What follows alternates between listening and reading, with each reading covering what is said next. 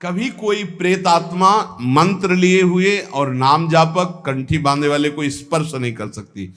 वायु और अग्नि, इस तत्व का उनके अंदर विशेष प्रवेश रहता है, और आकाश तत्व, उनमें जल और पृथ्वी तत्व का, इसलिए जैसे देवता कोई रूप धारण कर सकता है, अंतर ध्यान कर सकता है, ऐसे उनमें शक्ति होती है, पर वो किसी को स्पर्श नहीं कर सकते। वो स्पर्श उसी को करते हैं जो बिल्कुल उनकी कैटेगरी के होते हैं। वैसे ही पापाचरण करने वाले, वैसे ही अब उनको पानी तो मिलेगा नहीं, तो किसी के ऊपर आवेश करके वो ऐसे पानी आदि पीने के लिए, या उसको ऐसे थोड़ी होते कि भगत के ऊपर भूत आ जाए। कभी आज सुना है आपने कंठी बांधे, तिलक लगाए, नाम जापक, कभी कहीं सुना है? मुझे तो आज तक ऐसा प्रमाण नहीं मिला कि कोई सी भगत के ऊपर आए हों। देखा है क्या कभी कोई? हाँ, नाटक ही करता हो भक्ति का तो बात अलग है कि वो, नहीं तो भक्त के ऊपर भूत कहाँ आएगा?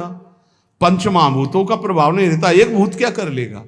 इसलिए नाम, जो डरना मत, तो या करे समस्त भूतों के प्रति अपने समान बर्ताव करता हो। भूत से नहीं मतलब प्राणियों से मतलब, सब भूत ही है जो भजन न करे। कोई डर तुम्हारे अंदर नहीं रहेगा यदि नाम रूपी अंग रक्षक हमारे पास है। हर समय नाम।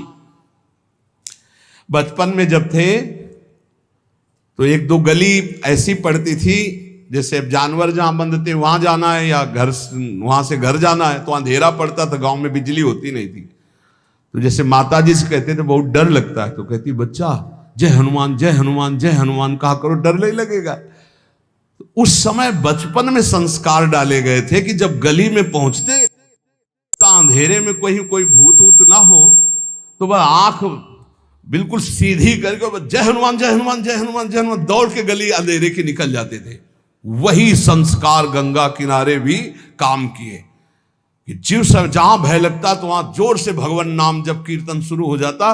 कभी ऐसा नहीं कि कभी दिखे नहीं, ऐसा नहीं, दिखे हैं, पर कभी भय का माहौल नहीं आया। भगवान नाम बहुत बड़ा अंग रक्षक है। नाम पहारू दिवस निश, ये बात ध्यान रख, हर समय नाम जप करो, कोई भय नहीं। और भय है, अगर नाम जप नहीं किए तो भय ही भय है, और नाम जब चल रहा तो कोई भय नहीं। ये पक्का समझना, कभी कोई प्रेत आत्मा किसी भी भजन करने वाले का स्पर्श नहीं कर सकती, इतनी बड़ी ताकत नहीं। तो आपके गले में कंठी बंधी है, इसलिए कहते तुलसी जी की कंठी रखो।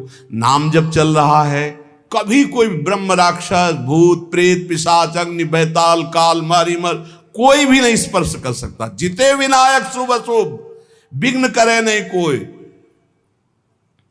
एक बार थोड़ा डरे थे, कमंडल उठा करके शौच जा रहे थे। अब शौच जाने का यही समय होता, 2-3, ये तो शौचालय तो कुछ वर्षों से बने नहीं थे ही नहीं, गांव के बाहर ऐसे जंगलों में ही जाया जाता था। तो एक देखा तो नौबधू खड़ी थी, ऐसे कमंडल लिए हम अपना जा रहे थे, तो और नई अवस्था थी। तो विचार है कि जहां पुरुष, वो उधर माताओं के अलग वो क्षेत्र होते थे, उधर पुरुष नहीं जाते थे। जिस क्षेत्र में माताएं नित्य क्रिया करने जाती थी और जिस क्षेत्र में पुरुष जाते थे माता, तो हमने कहा नौवधू है शायद, इसे पता नहीं यहां बैठना चाहती, तो रफ्तार बढ़ाई। जब रफ्तार बढ़ाई तो आगे देखा वह इतनी जल्दी तो क्रॉस करके जा नहीं सकती। फिर भी मन को हम समझाया कि नहीं नहीं नहीं है, बच्ची है, दौड़ के चली गई होगी। तो हमका फिर तो झन भन आवाज आती। हम खड़े हो गए, वो खड़े हो गए। उनका शायद यहां सोच होना चाहती होगी, तो आगे बढ़े तो वो बढ़ने लगे। वह गांव तो बहुत दूर छूट गया, और ये बार बार आगे पीछे, वह कौन हो, तो ना हमारी तरफ देखना ना, बस फिर घूंघट काट के से, अरे हमका मामला गड़बड़ है। कमंडल का पानी ढरकाया समीर अपना नाम जप करते हुए। वहां कुछ नहीं था, लौट के देखा कुछ नहीं, थोड़ी देर में लौट के कुछ नहीं।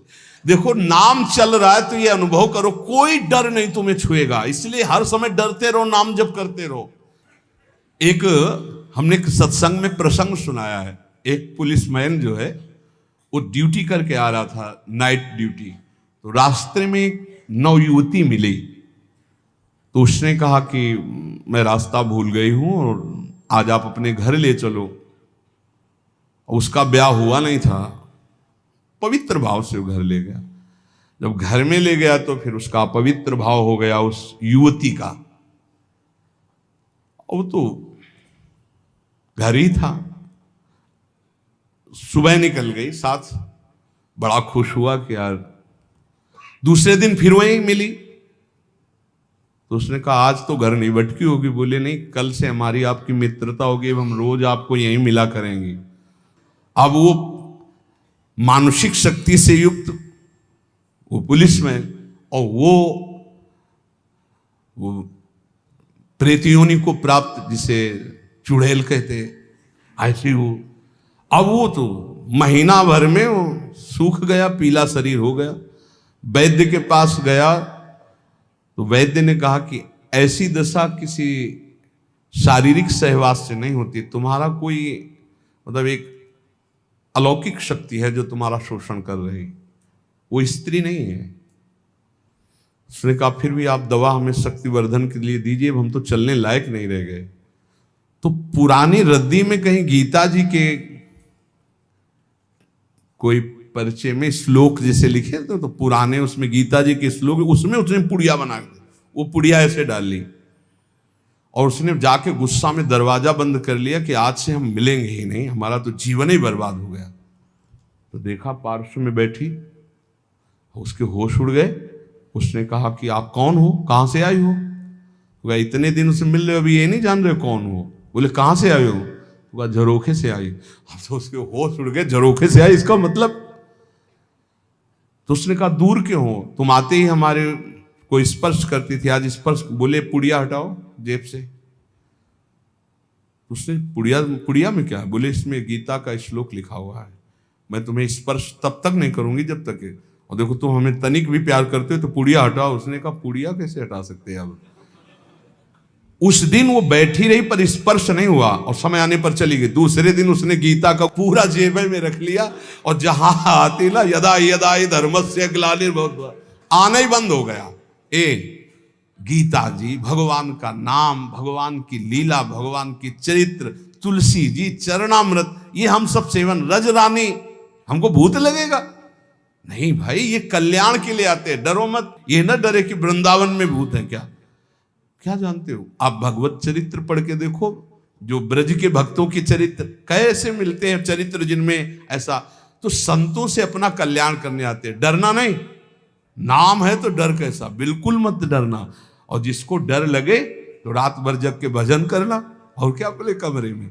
डर है नहीं, पक्का डर नहीं। अच्छा, भूत में भी तो भगवान है। एक बार नामदेव जी के सामने भूत प्रकट हुआ, खूब लंबा। तो उनका वाह प्रभु, हम जानते आप ही हो। तो वही मुरली मनोहर भगवान दिखाई दिए। कोई चराचर जगत में मत्ता परतरम नान्यत किंचिदस्ति धनंजय, भगवान की सिवा कोई नहीं। इसलिए खूब नाम जप करो, निर्भय रहो, स्वस्थ शरीर रहे, ऐसे आचरण करो, क्योंकि इसी शरीर से भगवत प्राप्ति होनी। शेष चर्चा आगे। श्री राधा वल्लभ लाल की।